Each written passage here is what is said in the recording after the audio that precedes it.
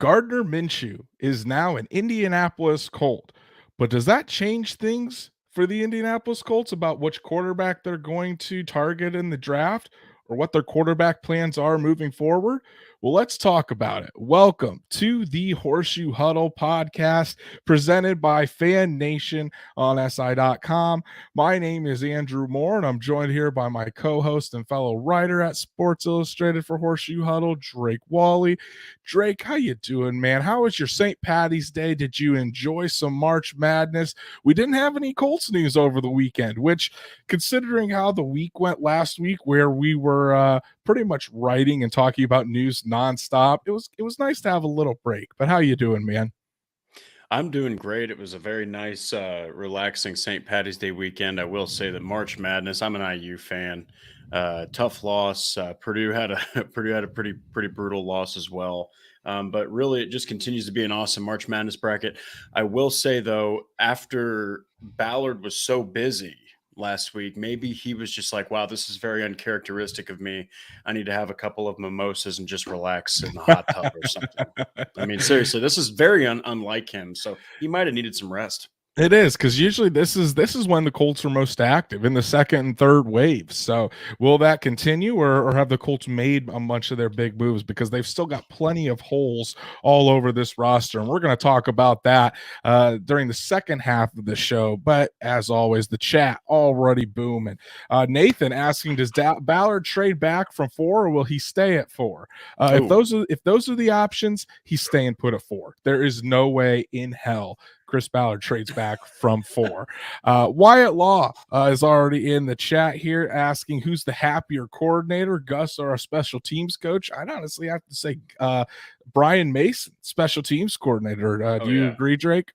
Tony, you got Tony Brown, you got Ashton Doolin. Just those two alone, that's got to get him very excited in his first year. Absolutely. Stats Matt saying Ballard's not trading back. Good to see you, buddy. We got Sky. Ballard just asking to get the boot if he trades back. That could be as well. We got Mike wanting to bring back T.Y. Hilton.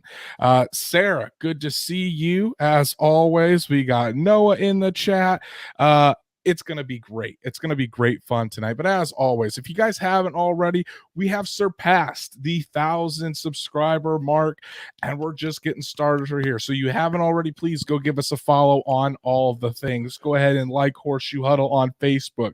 Go ahead and follow at Colts on FN on Twitter. Subscribe to the YouTube channel and hit that bell so you know whenever Drake and I are going live, whenever Destin and Shot are going live, because, hey, free agency might be starting to calm down, but draft season has been here for a while. And speaking of draft season, if you haven't done so already, it's that time of the year, folks, to pre-order the Indy Draft Guide. Yes, the Indy Draft Guide is here.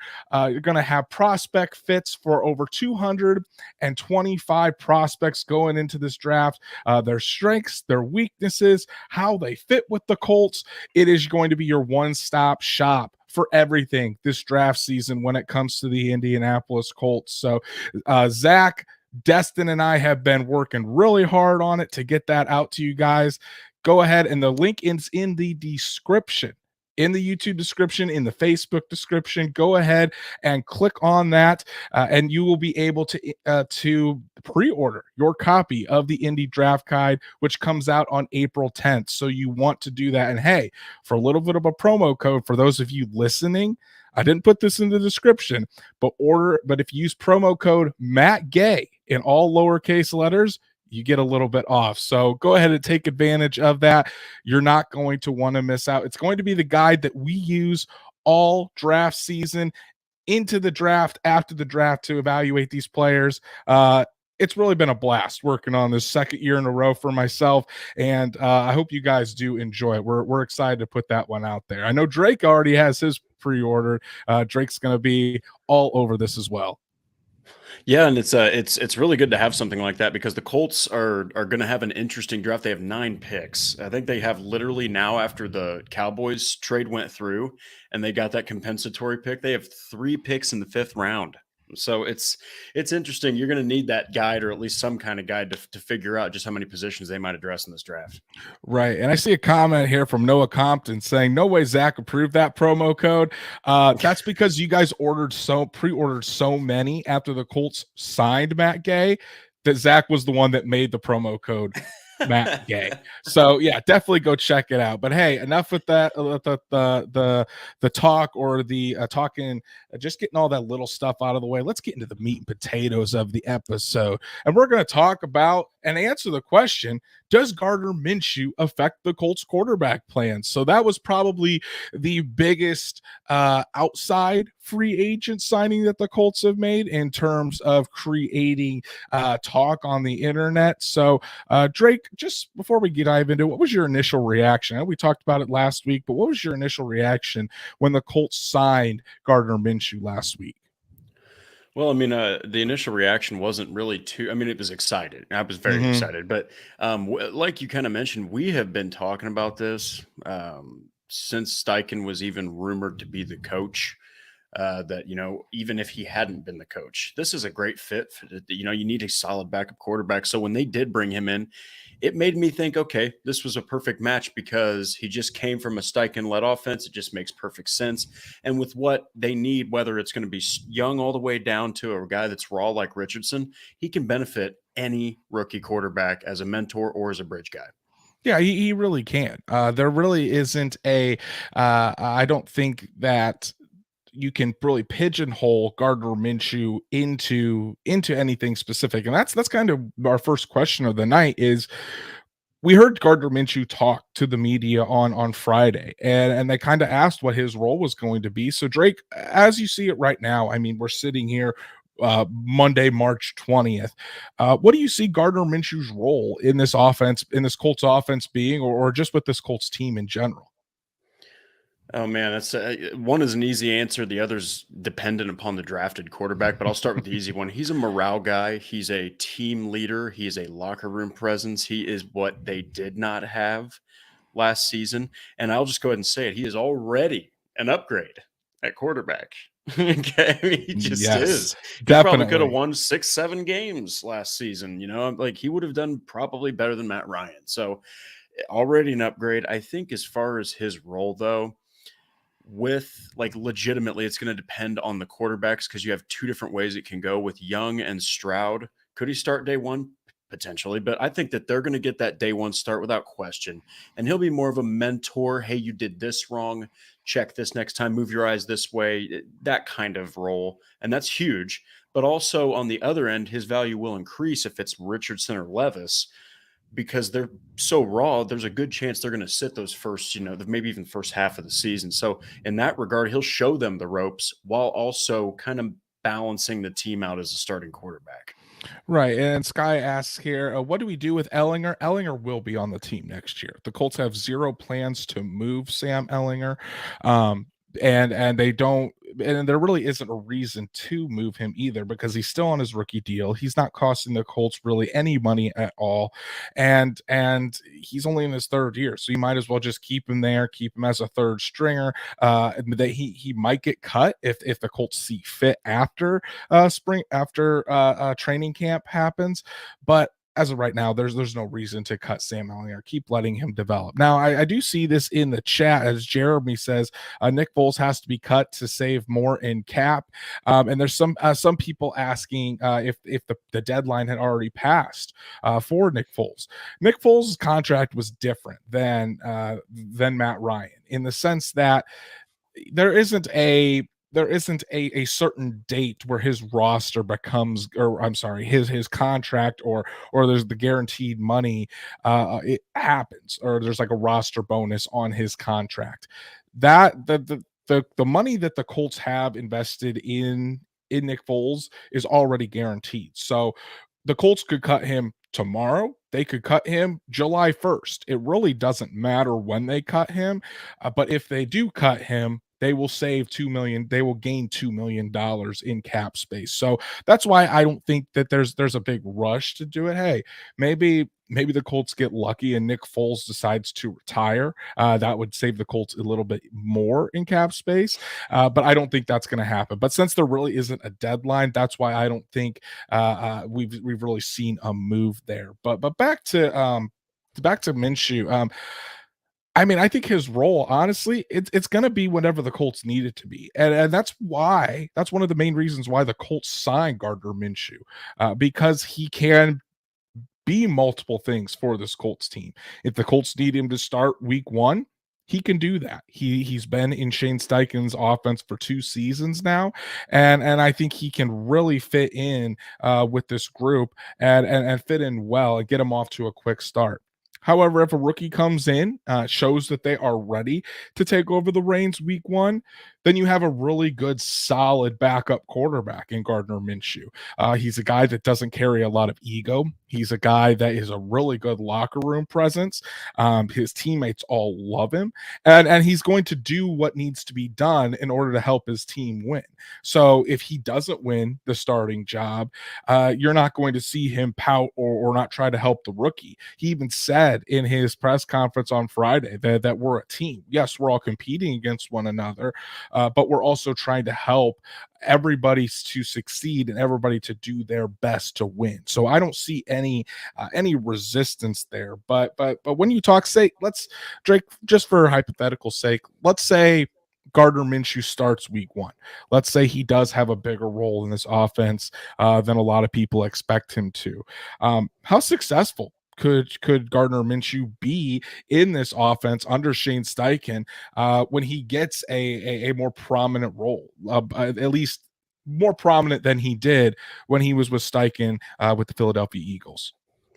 Well, I mean, I think that when Minshew is on, he can definitely be on. I mean, he can go toe to toe with just about anybody in a gun, like in a gunslinging contest. When it, if it's like high scoring, he can really go out there and be kind of a jack of all trades. He can also be a game manager. So I think that Shane Steichen's mind, it's going to really help Gardner Minshew. Um, I think that he also knows how to maximize his strengths, and like he said, as we heard him say it, in an interview with Peter King, but he's also said it in his pressers. Hey, I will adapt to the quarterback. So he's going to be just fine with Gardner Minshew. I do think that he won't turn the ball over a lot. You got to keep in mind, he's got 44 touchdowns to 15 interceptions. That's a really good ratio considering he's been on up to now a very barren football team with the Jaguars. And I do have to say, he may not be as successful offensively as he was in Philly because he doesn't have A.J. Brown. He doesn't have Devontae Smith. He doesn't have Dallas Goedert. All right. He doesn't have a brutal offensive line. And I mean, brutal offensive line. So he could still be very effective. Maybe Pierce and Woods really turn out. And Jonathan Taylor is better than any running back they have. So who knows? But I think there's a good chance that he could be pretty serviceable, pretty successful. I like this comment by Stats Matt, and I agree, buddy. Yeah. Gardner Minshew can be a 500 quarterback if the Colts put enough around him, and Yep. I would agree. Do I think that the Gardner Minshew is all of a sudden just going to light the world on fire? No, I don't. But do I see Gardner Minshew being a serviceable quarterback? Yeah, I do. I think Gardner Minshew's skill sets really fit Shane Steichen's offense, and like Steichen has always said, he molds the offense around what the quarterback does best. I mean, you look at Gardner Minshew in college. He was at Washington State. He was in an air raid offense. I have a feeling that this Colts offense under Shane Steichen is going to be a lot more vertical. You're going to see a lot more deep shots, a lot more explosive plays. You're going to try to set up the run first, as Steichen said, we're going to throw to score points. We're going to run to win. So you're going to see the Colts be aggressive. I like Gardner Minshew in an aggressive mindset, more so than in a game manager situation, because his playing style, you want him to go out there and play free. You want him to go out there and really throw the ball just to where he thinks it needs to be, rather than taking a conservative approach. So yeah, I think he can have success. Do I think that he needs help around him? Oh, most definitely. He's not a quarterback that is going to pull this team by the pant loop and drag them along. He's going to need to have a very, very solid supporting cast around him. But when those things are in place, I think he can be a serviceable quarterback and definitely get you some wins. I think it's going to be interesting to see if he does end up starting to begin the season or into the middle of the season, how the Colts look with Gardner Minshew back there, quarterback. Logan Schmidt is here. Obviously, we want to shout out to Logan because he is one of our favorite. Hey, it's okay. You're not Stats Matt. You don't help host the show. You can be a little bit late. I always have to give Stats Matt some grief there, but let's let's kind of talk about this, Drake. This is the big question, and I think we all know the answer to this. But looking around the internet over the weekend, there was a lot of people that were throwing out a lot of wild ideas because of this signing. So I'm going to ask you: does the signing of Gardner Minshew change the Colts' draft plans at quarterback? That's are we talking like in a sense that they're going to trade back? To trade either that trade back, or does it change who they want to target? Whether Oh, okay. instead of targeting maybe targeting Bryce Young, maybe instead they're going to target Hendon Hooker. Just two random names pulled out there. Okay. But yeah, do you think this changes what the Colts are planning to do once they get to the draft in April? I'm going to go on the side of it doesn't really change much. It doesn't really tip the hat. I mean, any team would want a good insurance policy like this. Okay. Now, did every team jump at him? No, because you're likely not going to be like, I got to have that backup quarterback. Okay. If they're available, you cherish it. And I do think that he can benefit any one of these quarterbacks, obviously in different ways. Kind of like we said, Young and Stroud, more of a mentor, whereas if it's Levis and Richardson, I'll even throw Hooker's name in there, more of a mentor. Okay. But Richardson and Levis, that's going to be more of I'm going to show you what the things are you need to do. Watch me start. Then when you're ready, I'll be more of the mentor type. But I do think that he has more value if they take a raw talent, because then he's going to be playing too, more than likely on, day one, he's going to be playing come regular season. But I do think it is a little bit more dependent on the draft selection, but it doesn't entirely tip the hat towards, hey, we're going with raw over more prepared, or we're trading back. It doesn't really say anything. Drake, that's the reason you're a smart man, is because you have solid takes like that. No, this does not change anything that the Colts are doing in regards to the draft. Just because they get Gardner Minshew does not mean they have ruled out any of the top four quarterbacks in this draft. They still are going through that evaluation process. Do they like some more than others currently? Absolutely, they do. But just because Gardner Minshew is on this team doesn't mean that the Colts are going to trade back from 4 and then try to get Hendon Hooker in the second round, which is what I saw quite a bit It's crazy. on social media this weekend.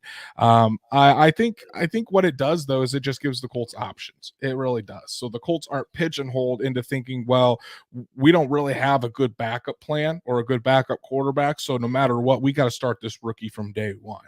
Or it doesn't say like, hey, we have a rookie, but he's or we have to put Gardner Minshew out there just because we signed him as a free agent quarterback. No, the Colts signed him for 1 year, $3.5 million. There are incentives for that deal that it can go up to about $5.5 million. And according to Ian Rappaport, they're pretty easy incentives as well. But it does not change anything for the Colts. It doesn't change any of their draft plans. Doesn't change who they're going to go after. I don't think it really matters much in that sense, but I definitely think it gives the Colts more options and more flexibility with what they can do at the quarterback position. Well, and that's really good because not one of these guys is generational. There's not one guy that everybody's losing their mind over. We've made arguments that if Bryce Young was over 6 feet tall, he'd be the consensus number one. Well, guess what? He's not 6 feet tall, and he's probably going to play at NFL weight of like 175 pounds. So obviously, the Colts are kind of like everyone's like, which one of these guys is the front runner? Which one is not? I know guys have had Young and Stroud at the top, but it's really difficult. So I think that getting yourself a solid insurance policy it doesn't tip the hat to anything. It says that all four of these guys are great quarterbacks, but not one is a definite fit per se. But it also says if anything goes south or, you have to put in the backup quarterback, you've got at least a high level backup, like Matt said, maybe like a sub 500 or a little bit of 500 type record guy. Yeah, absolutely. And then this is kind of well, I got to throw this up here. Noah Compton saying "Go Irish."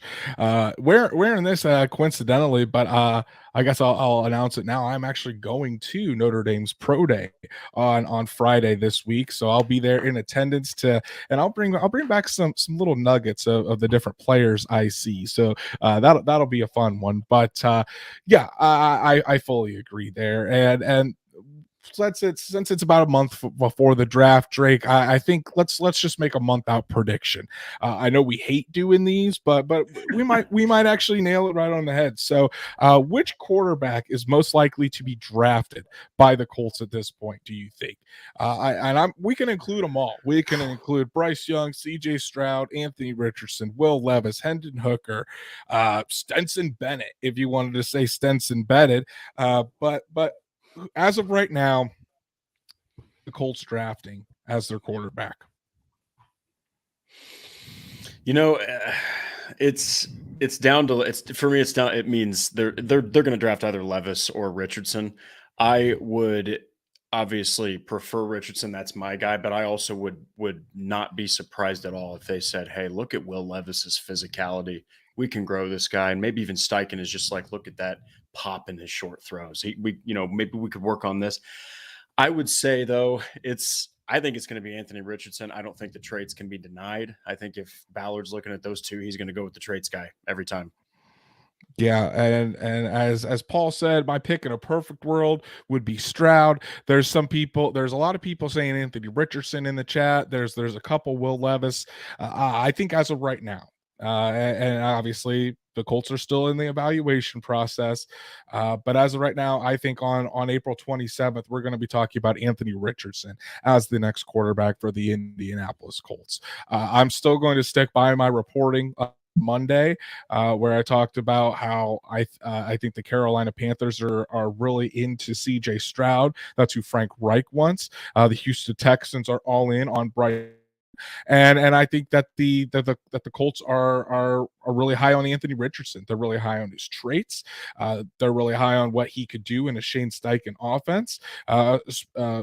Particularly because we saw what Shane Steichen was able to do with Jalen Hurts, and if Anthony Richardson hits his ceiling, he can be a better version of Jalen Hurts, a much better version of Jalen Hurts, in my opinion. So a lot of people are on that, and I know the Colts think very highly of Anthony Richardson as well. So I'm gonna go with Anthony Richardson as the quarterback. And that's why I think that maybe Gardner Minshew is a more important signing than people think, because well, I think the narrative of Anthony Richardson not being ready is a little bit overblown. I don't think he is as raw as people think by watching the film. I do think that there is definitely going to be an adjustment period, and so when you have somebody like Gardner Minshew in there on your team, you don't have to rush Anthony Richardson into the fire if he's not ready. Do I think Anthony Richardson would probably start sometime in his rookie season? I think he could absolutely do that. But when you have Gardner Minshew, you don't have to try to rush and prep this guy for week one. Minshew can start week one and hold the reins until Anthony Richardson would be ready. So we'll have to see. Again, it's going to be a lot of fun. We're going to have specific episodes throughout April on each one of these guys, detailing their strengths, weaknesses, and how they would fit with the Colts. So it's going to be a great time. Paul Wilson saying, I don't hate the idea of getting Anthony Richardson. Great upside. And if it fails, we have a better quarterback class to choose from next year. Let's see, Nomadic Brian. We ain't got 200 million either for you know who, and I think that means Lamar Jackson. Yeah, I've seen some questions in the chat about Lamar Jackson, asking if the Colts are going to go after him. I'll say this: the Colts haven't ruled it out, but they aren't seriously looking into the matter either. So of course they're not going to come out and say that we're not going after Lamar Jackson, but at this point it does not seem like they are going to go after it. And then there's also uh, the fact that Jim Irsay would have to put out $200 million, write a $200 million check, and put it in escrow immediately. And I just don't think that the Colts are really in a position to do that. The stats Matt reads my mind and says I don't think Irsay has that type of cash flow. As Logan, I know Logan on Twitter saying Lamar is the way. He's been all in on it. I just don't see it happening. I really don't. Well, and you got to think they didn't trade up to the number one pick to get a future quarterback. Now you're going to be giving away potentially that kind of capital while also having to pay an insanely massive contract. I mean, we're talking maybe record setting as far as per year. And if not, you're talking 40 plus million a year. That's a lot. So you're also taking away some future picks for Lamar at that point. I mean, it's a great thing. It's a great thought to think about him and Jonathan Taylor, but I think the Colts are ready to get their own guy, develop their own guy, and just go with a rookie. Right. And when you're giving away, when you're trading Stephon Gilmore, your best cornerback, away, that doesn't exactly scream, hey, we're all in on this year, going after Lamar Jackson, trying to keep our best players. The Colts moves in free agency show so far has shown that, hey, we're not building for 2023. We're building for 2024, 2025, and beyond. So and even Logan knows it is definitely unrealistic, but I can dream. So yeah, I would be I would be more shocked if the Colts traded for Lamar Jackson than I was when the Colts signed Jeff Saturday off the ESPN set to be their next head coach. But that's enough quarterback talk for this evening. Let's move it along to our next topic here and kind of talk about some free agency. So the Colts didn't make any moves over the weekend, but there are still holes on this Colts roster that need to be addressed. And Drake and I are going to kind of talk about three of the biggest ones that we think on this Colts roster need to be addressed, and we're going to kind of give some free agents that we think could fit with the Colts and really fill these holes. So as we're going through these positions, chat, I want you to put in some names of free agents. Names, okay? We're not talking about we know how the Colts spend in free agency. So don't just throw out every big name, high dollar free agent. Try to throw out some names there that the Colts might actually have a realistic chance of going after. And the first one we're going to start out with is wide receiver. And I know this one is pretty easy to see why, but Drake, kind of explain why wide receiver is a hole on this roster, and then we can kind of go ahead and you can start and give some of your free agents at that position that you think would be a great fit in Shane Steichen's offense.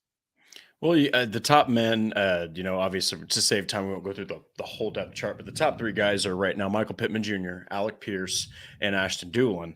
Now, Doolin is kind of unproven as a receiver. He's a big play guy, can kind of play slot, bigger slot guy, can also play the outside, but Michael Pittman Jr. and Alec Pierce are outside pieces. All right. Now that Paris Campbell's with the Giants, they don't really have a clear cut slot guy. I think maybe Kiki QT, which they're going to get somebody. I personally think that they need at least one playmaker and two total wide receivers at the bare minimum. Now, am I going into who I think they should? Yeah, go right ahead. So three guys that stick out to me are DJ Shark because of his rapport with Gardner Minshew. Now he is an outside piece, but don't get. I think that they could figure out how to use him in the slot as well. Maybe Shane Steichen could help him with that. Reggie Wayne could help him. I think that Isaiah McKenzie stands out. He was cut, but I do believe that he could also be a nice piece. And of course, I'd be crazy to not say Mecole Hardman. I think Mecole Hardman successfully got his surgery taken care of, and I don't think does Kansas City keep him? Maybe not. And in that case, I think that he'd fit really well for the Colts. Yeah, I'm right there with you. You can't go into a season with just Michael Pittman Jr., Alec Pierce, and Ashton Doolin. I think you're in a really good spot if Ashton Doolin is your wide receiver, like 5, but as your wide receiver 3, and I love Ashton Dulin. I think he is a great backup. I think he's a guy that you can throw in there and he can make plays, but is he a starter? I don't think so. Mecole Hardman would obviously be my favorite pick here. He's a guy that can work in the slot, primarily worked in the slot. A guy that might be a little bit lower than Ballard's height weight threshold, which by the way at the receiver position, I really, that's one of the big things I disagree with Chris Ballard on, is just because you're passed up on a guy that's less than 6 foot and 200 pounds at wide receiver. There's a lot of really good wide receivers out there that are under those and have proven it throughout the league.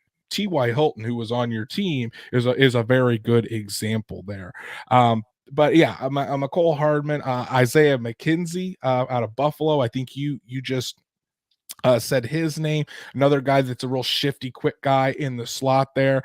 DJ Chark, I love DJ Chark, but to me, he just fits kind of what Alec Pierce does in this offense. So a Z wide receiver, a guy with speed, size on the outside. You don't really need another one of those. You need a guy that can really maneuver over the slot. And then another guy that I think a lot of people overlook is Nelson Aguilar. I think you could get Nelson Aguilar for cheap. I know he is he's doing some visits with other teams at this point, but Nelson Aguilar I think would be a really nice fit in Shane Steichen's offense. He's still got the speed. Hands are kind of an issue, but someone that can create separation and be a quick, twitchy guy. That's who I would love to see the Colts go after in the slot. Well, and I mean, Aguilar has proven time and time again, yes, his hands are a concern, but he can also catch 2 passes and they can be for a total of 78 yards, 40, 39 apiece and 2 touchdowns. And it can completely open up a defense. And so I think with a rookie quarterback or Minshew, whoever is the day one starter, just having a guy that can burn the living crap out of the defensive secondary is just very nice to lean on at times. Yeah, we'll see. And Wyatt Long, another good question. Is this the year's Mike Strawn earns his Spurs? We're kind of waiting on it. This is year 3 for Mike Strawn. We really haven't seen too much out of him. I think this is a make it or break it year for Mike Strawn. If he doesn't show, I would say a good amount of improvement, he very well could be one of those wide receivers that's cut.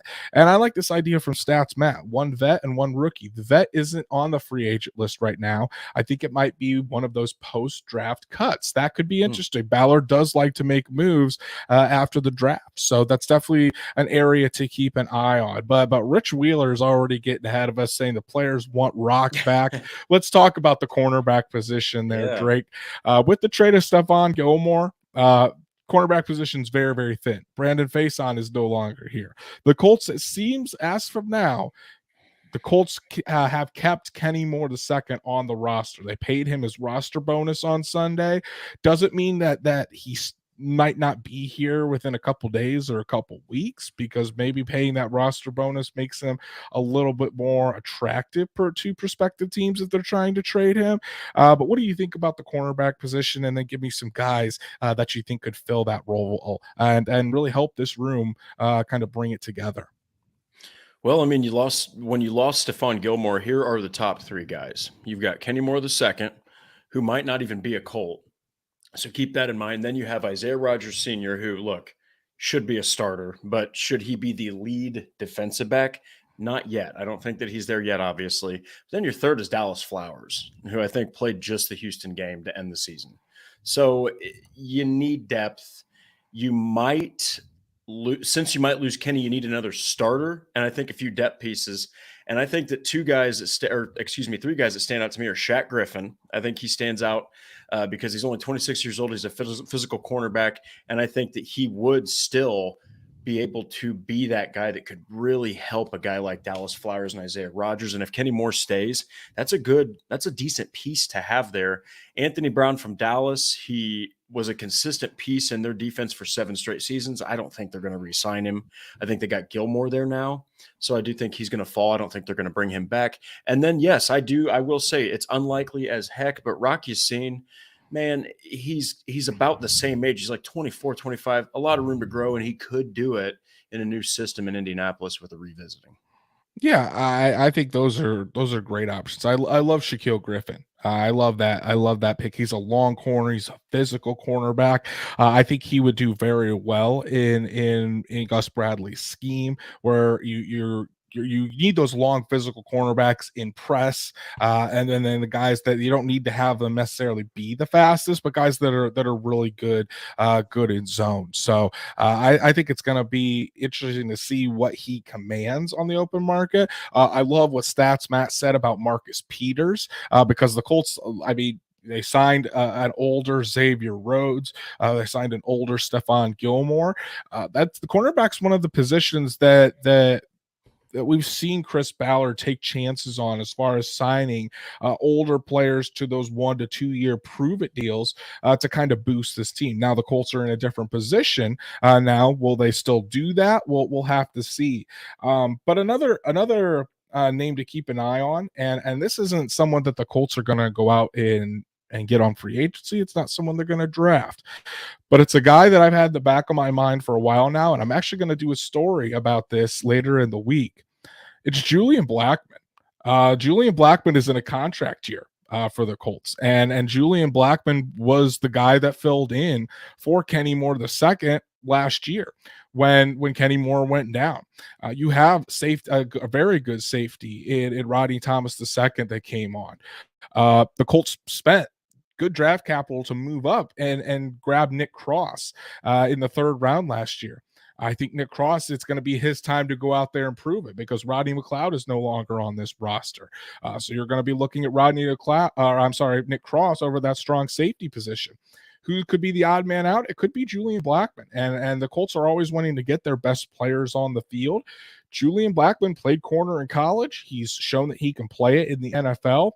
Maybe we see Julian Blackman take one of those cornerback positions, and maybe that's the way that Julian Blackman can find a second contract on this Colts team, because if you have two really good young safeties on their rookie deals, you're more likely to keep them than you are to pay a Julian Blackman, who has had his moments of being really good, but we also can't ignore his injury history as well. So if Julian Blackman can carve out a role, be a really solid cornerback for this team, I think that might be the way for him to earn a second contract and really contribute to this team, not only next year, but moving forward.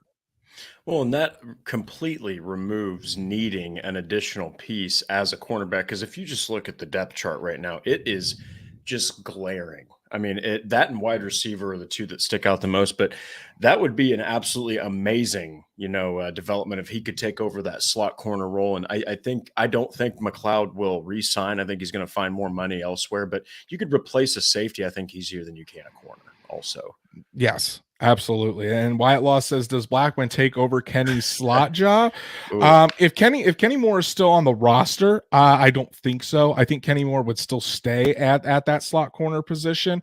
If Kenny Moore is traded or released, Julian Blackman could fit in there. Or we might even see Julian Blackman with his long arms be able to and his size be able to handle one of the outside cornerback positions. If not, you could have Isaiah Rodgers on the outside, Julian Blackman in the slot, and then you're looking at maybe another outside corner that you would take in the draft. Maybe somebody like a Darius Rush or a Julius Brent, someone like that. As Sky says, bringing in Peters would be nice.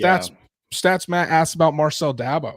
Marcel Dabo is a guy that the Colts had got off the NFL foreign exchange program last year. He stayed on the practice squad for most of the year. I think the Colts project him more as a safety than a cornerback. I could be wrong there. It's going to be interesting to see how they play him in training camp this year. That's definitely a guy that I will be watching.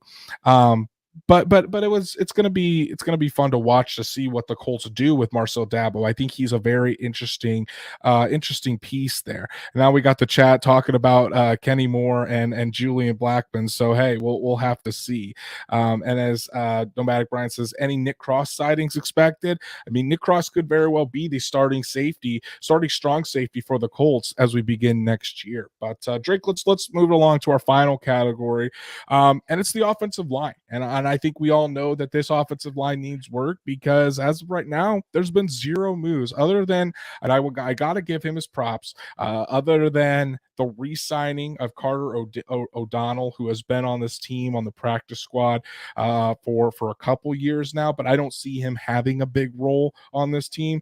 The Colts need help probably at both tackle and at guard. So Drake, let's go ahead and touch on those positions. What do you think of those positions, and who do you see some guys that the Colts could pick up? Well, I mean, we'll go ahead and start, just make the easy one. Left tackle, look, they're different situations. Left tackle, you have Bernard Ryman. You just need a perhaps lower value veteran piece. You don't really need to draft a tackle per se. I do think that a guy that sticks out is a name that probably nobody knows, but his name is Ode Obaushi. And he Mhm. played with the Rams, and he's just literally bounced almost every year to a new team. And he's started some games. He's not started some games. He's mostly just been a depth. He's kind of like Dennis Kelly. That's really Mhm. kind of who he is. He'll push Ryman. I mean, he will absolutely gun for that starting position, and he'll make sure Ryman is this star that everybody thinks he is. And I think it's a little more important for the guard position. I do think there's a chance the Colts could go in the draft, but it depends on where they feel Will Fries is at. If they feel that he's not ready and he's a backup, you might see him draft somebody instead. But if they feel like he's just a push away, I think they need to go after Seattle's Gabe Jackson. He's like 32, and he has literally he's played 131 games in a heart and started 130 of them. So this is a guy that is perfect for that position. If he starts, maybe Fries is just barely missing that position. And if he doesn't, well, then you have a clear cut consent, like serious prospect potentially in Will Fries at right guard. It's all dependent on how they feel about him. Yeah, it really is. I think that the Colts are confident that Will Fries could be the starter, but I think that there's competition needed. Yep. And the same with Bernard Ryman. Bernard Ryman showed so much promise to end the year. I was very pleased with how Bernard Ryman performed to end the season, and you can see it in there. You can see franchise left tackle. Do I think Ryman will ever be a top 5 left tackle in the league? Probably not. But if he can get to around the level that Anthony Costanzo was, top 10 to 15 left We'll tackle in take this it. league, Take it. you're going to be very, very happy with that. But some guys that Yeah. I'm thinking, Cameron Fleming out of Denver, he's a little bit older, and I think he could sign and be that swing tackle for you, a guy that's got plenty of experience, and can play both sides. Josh Wells is another one. Josh Wells is more of in the role of like you said, a Dennis Kelly, a guy who is probably going to be primarily a backup, but someone that can provide depth. And then I do agree that I think the more pressing need would be at that right guard position. So a guy like maybe Elijah Wilkerson. I saw Stats Matt talking about Dalton Reisner. Yeah, that could be a fit. Dalton Reisner, I think, will be a little bit more expensive. Again, but the longer we go in this, maybe his price is going to drop. And then a guy that might be a little bit controversial, but as a depth piece, I think he would be pretty good. And that's Trey Turner. He was with Washington last year. A guy that is a real big mauler in the running game, can struggle sometimes in pass protection, but that's kind of like what Will Fries is. So again, we'll kind of have to see there. We got Joe saying put Pinter at center and move Ryan to guard. Ryan Kelly has never played guard in Yeah. his career, and I think we all saw last year what happened when you just assume a center can play guard. It doesn't always work out that well. Wyatt Loss as a hidden gem could be Wesley French. Remember French Fries? I think the kid can play. Wesley French played primarily at center as well. I don't really know if he has experience at guard, but we'll have to see. And then Sarah says Dalton Reisner as well. There's plenty of options out there. And again, really only into week 2 of free agency. So the Colts definitely are not done in free agency. And then I did want to Unboxing Mania. We'll answer this final question before we get out of here. Would you target a right guard with our second round pick? And I think it kind of depends how the board falls. Kind of depends who's there. Drake, what do you think? I no. I think that if they go with I think if I mean, it's fair to ask that because the offensive line was so atrocious. You just want some freaking solutions. I think that there's again, if they don't think that Will Fries is ready to be a starter, and they don't think that he just needs a little push, They might go a little higher. I think maybe third round they take a right guard because I think that they're going to get a cornerback in the second round. Could be, because I know you did a piece on Keely Ringo, and the Colts are definitely interested in Ringo. But I know the Colts are also interested in Cody Mock out of North Dakota State. He'd be a Yep. great fit there at right guard. Yep. Steve Avila from TCU also could be a fit. So it's going to be interesting, people. And like I said, the Colts are definitely not done. And as Law says, Osiris Torrance, a Oh perfect yeah. fit at right guard. So, but yeah, it's going to be interesting. The Colts are not done, and I would be expecting some moves. If not this week, Colts usually do make those moves within the second and third waves of free agency. But that's our show for this evening. Appreciate everybody that commented. Sky, Stats Matt, DSG Goodbar, Wyatt Law, Rich Wheeler, Logan Schmidt, Sarah, Joe, Unboxing Mania, Paul, Steve, Nomadic Brian, Noah. If I missed you, I apologize. You guys have been fantastic as always. Love coming on here and talking some Colts football with you all. So before we get out of here, hey, as it's scrolling around the bottom of the screen, go ahead and like Horseshoe Huddle on Facebook. Go ahead and follow at Colts on FN on Twitter. Subscribe to the YouTube channel and hit that bell so you know when Drake and I are going live, whenever Destin and Shot are going live, because there's going to be content coming quickly. So Drake, before we let you go here, what are some things that you've written and put up on Horseshoe Huddles that people need to go check out? So obviously the Kylie Ringo piece and the 3 wide receivers the Colts should target. Now that's a combo of free agency and the draft. But another way, or another piece that's going to release tomorrow morning, is 3 ways they can address the right guard position. And it could be their own team, the free agency, or the draft. So go check that out. Love it. And I just did a piece talking about Gardner Minshew and his role that came out this morning. So go ahead and go check that out. And he had some interesting quotes, not only about what his role is here, but what he plans to do and his connection with Shane Steichen. So it's definitely a fun one. And then, like I said, later this week, I'm going to do a dive into how Julian Blackmon might just be one of the cornerbacks the Colts can rely on this upcoming season. But go follow Drake at D Wallster Drake. I'm at Andrew Moore NFL, and we will see you guys Thursday night to talk more Colts football with you. And hey, maybe we'll even have on Thursday night that I'm working on. We'll see. No guarantees, but we'll have to see. So until then, have a good one.